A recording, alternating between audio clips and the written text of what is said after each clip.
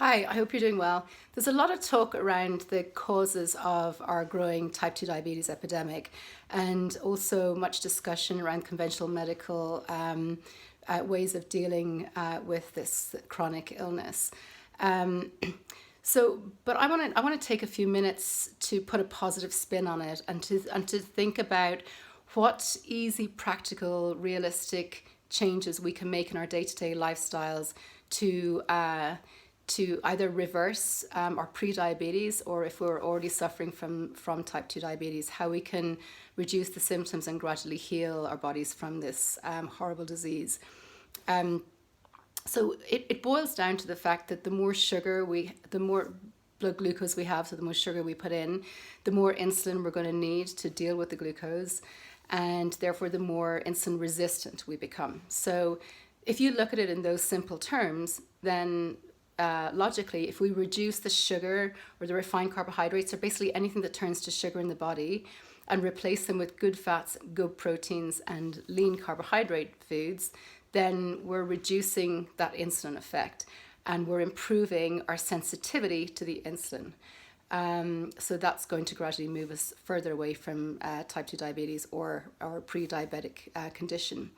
So I want to take a minute just to talk you through a few simple ways that we can make these changes. And they're easy, practical, and realistic, but so effective. So here's the thing. Let's talk from first thing in the morning. So breakfast. Instead of our sugary cereals or oatmeal, we could do like an egg, avocado, bit of spinach, something like that.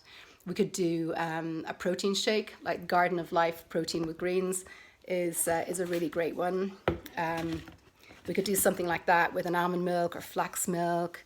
If we think low carbohydrate, high good fat, and moderate protein. So the eggs and avocado, I think, is a great combination, because you got the good fats and the good protein in there. That protein powder mixed with a flax milk or something like that is a great idea. You could even put a dash of flaxseed oil or coconut oil or some other good fat in there.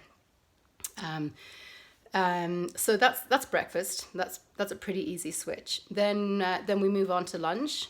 So if we're out to lunch, or we're having lunch at work or lunch at home or whatever it is, I always say to clients, if you first of all think, okay, what's the protein option? Okay, if you're at a restaurant, look at the menu, see what your favorite protein is. So start from there, okay? Then you look at what accompanies the protein. If they're serving it with bread or a burger bun or potatoes, rice, or pasta or something like that, ask for it to be served to you, but if you're doing it at home, just don't include it, but just don't bring the carb, okay? Because if it's there on our plates, we're going to be more tempted by it. So if you start with the protein and then just have it surrounded with salad, green leafy veg, other raw veggies, anything like that. I've got a lot of the foods here, okay? So if we think, more fish, more good quality meats, more eggs, okay? And then a ton of veg with it, a ton of salads, whatever other veggies there are, okay?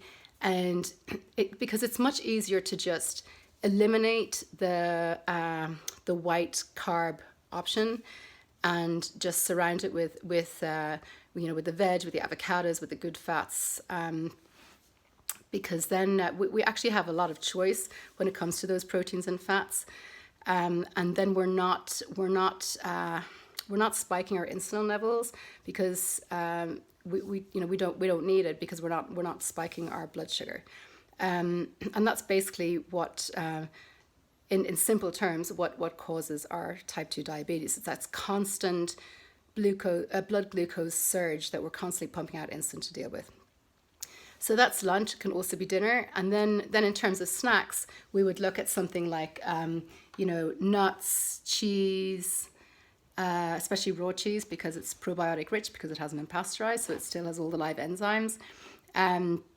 So basically nuts, cheese, lots of raw veggies, your carrots, your sugar snaps, your celery, all of that.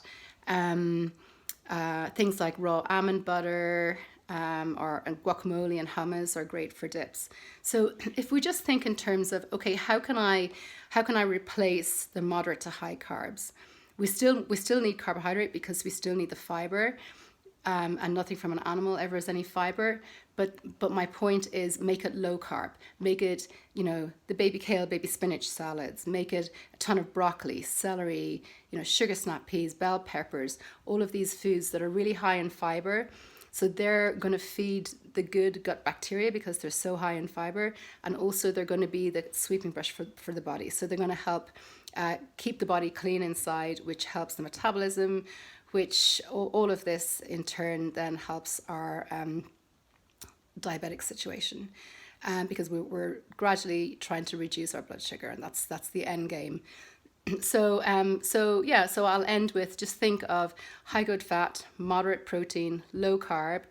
Hopefully you've got a few hints from our tips from today. If I can help you any further with this, please never hesitate to reach out to me, and enjoy the rest of your day.